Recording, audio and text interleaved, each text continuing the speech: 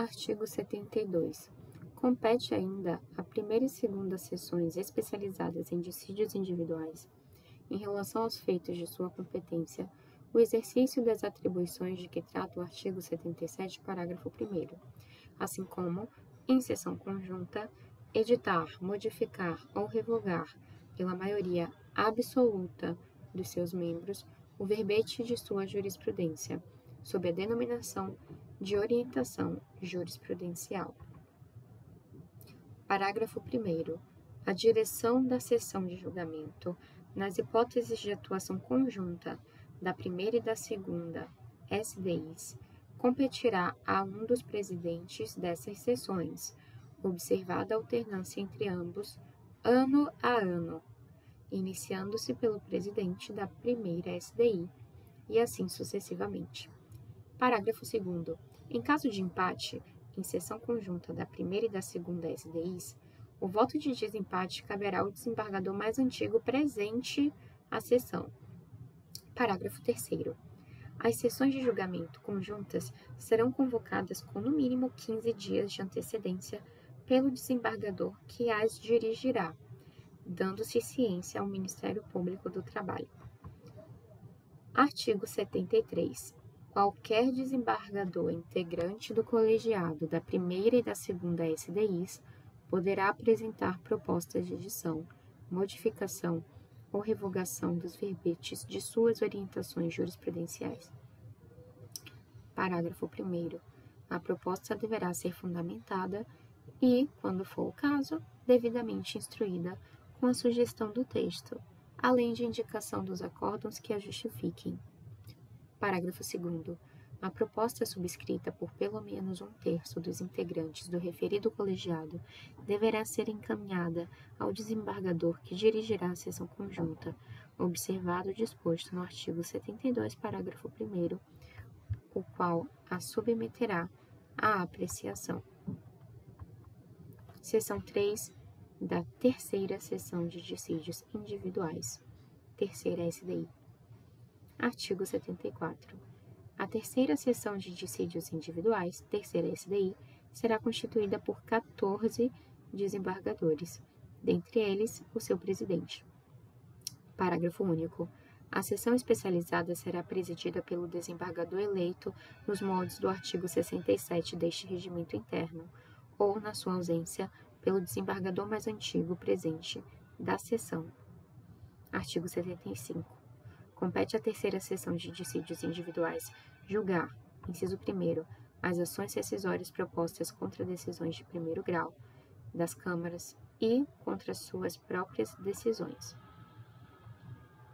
Inciso 2º, as tutelas provisórias relativas aos feitos de sua competência. Inciso 3º, os agravos internos das decisões monocráticas dos relatores nos processos de sua competência, observado o procedimento nos artigos 350 a 353. Inciso 4º, as exceções de suspeição ou impedimento arguídas contra a própria sessão, seu presidente e demais desembargadores nos feitos pendentes de sua decisão. Inciso 5º, as exceções de incompetência que lhe forem opostas. Inciso 6º, os embargos de declaração opostos aos seus acórdãos. Inciso 7º, as habilitações incidentes e arguições de falsidade em processos pendentes de sua decisão. Inciso 8º, as restaurações de autos da sua própria competência. Inciso 9º, as reclamações que visem garantir a autoridade de suas decisões. 10. Os agravos regimentais, conforme previsto no artigo 356, inciso 3º, deste regimento interno. Parágrafo 1º.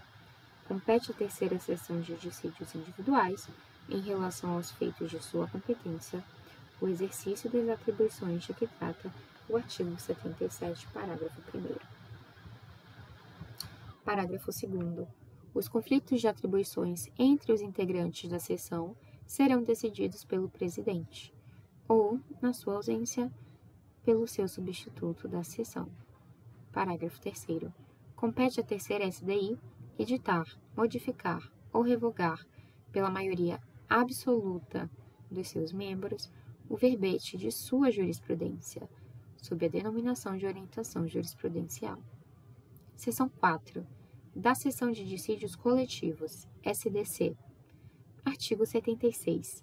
A Seção de Dissídios Coletivos, SDC, é constituída por 15 desembargadores e será dirigida pelo presidente do tribunal, a quem incumbirá conciliar e instruir os dissídios originários e de revisão, ou, na sua ausência, pelo vice-presidente judicial e, sucessivamente, pelo desembargador mais antigo da seção.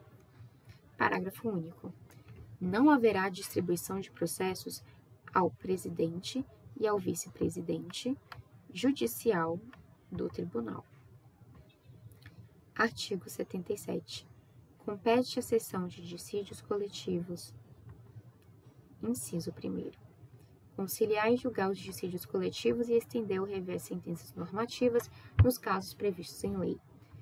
Homologar as conciliações celebradas nos dissídios coletivos de que trata o inciso 1º, julgar as ações anulatórias em matéria de sua competência, julgar as tutelas provisórias em processos de sua competência, julgar os embargos de declaração opostos aos seus acórdãos, julgar os agravos internos das decisões monocráticas dos relatores nos processos de sua competência, observado o procedimento nos artigos 350 a 353. Inciso 7º. Julgar as suspeições arguídas contra o presidente e demais integrantes da seção nos feitos pendentes de sua decisão. Julgar as exceções de incompetência que lhe forem opostas. Julgar as arguições de falsidade em processos pendentes de sua decisão. Julgar as restaurações de autos da sua própria competência. Julgar os recursos decorrentes de sentenças proferidas na fase de conhecimento em ações sobre representação entre sindicatos e trabalhadores, entre sindicatos e empregadores. Julgar os recursos decorrentes de sentenças proferidas na fase de conhecimento em ações que envolvam custeio sindical entre sindicatos, dispensas coletivas, controvérsias sobre eleições sindicais, atos praticados no exercício da representação sindical, ações de cumprimento, quando envolverem entidades sindicais nas quais se discuta a representação, ainda que de forma incidental, exceto se versarem sobre enquadramento de trabalhadores de categoria diferenciada. Inciso 12. Julgar os habeas corpus e os mandados de segurança contra os atos praticados em processos cuja matéria seja de sua competência. Inciso 13.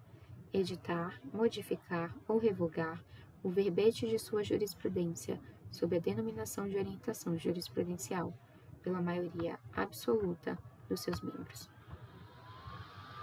Julgar as ações rescisórias de seus acórdãos. Julgar as reclamações que visem garantir a autoridade de suas decisões. Julgar os agravos regimentais previstos nos artigos 291, parágrafo 2º, 356, inciso 3º deste regimento interno. Parágrafo 1º. Compete ainda à seção de dissídios coletivos determinar aos juízes de primeiro grau a realização dos atos processuais e das diligências necessárias ao julgamento dos feitos submetidos à sua decisão. Fiscalizar o cumprimento das suas próprias decisões. Decretar a nulidade dos atos praticados em desobediência às suas decisões. Requisitar às autoridades competentes as diligências necessárias ao esclarecimento dos feitos sob sua apreciação, representando contra aquelas que não atenderem a tais requisições. Exercer, em geral, no interesse da Justiça do Trabalho, as demais atribuições decorrentes de sua jurisdição. Parágrafo 2º. A conciliação e a instrução dos feitos a que se refere o inciso 1º do caput competirão ao presidente do tribunal e, na sua ausência, ao vice-presidente judicial ou, por último, ao desembargador mais antigo integrante da seção. Parágrafo 3º. Os conflitos de atribuição entre os integrantes da seção serão decididos pelo seu presidente ou, na sua ausência, por seu substituto. Capítulo 10. Das turmas e câmaras. Artigo 78.